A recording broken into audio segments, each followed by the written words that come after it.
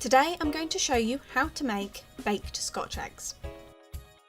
You will need a pack of 8 sausages, 150 grams of breadcrumbs and 7 eggs.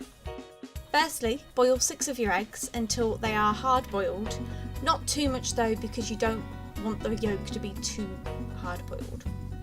Once your eggs have cooled down, peel the shells from them and beat the remaining egg. Firstly, peel the skins from the sausages.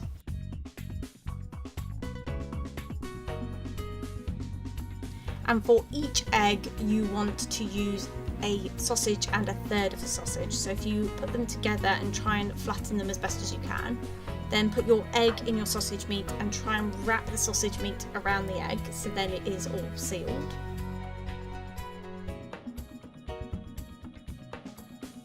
Then dip it in the beaten egg and cover it. And then dip it in your breadcrumbs and again cover it. And then place on a baking tray.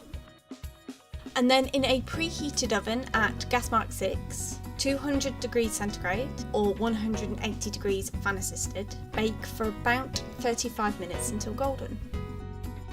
And there you have it. That is baked Scotch eggs.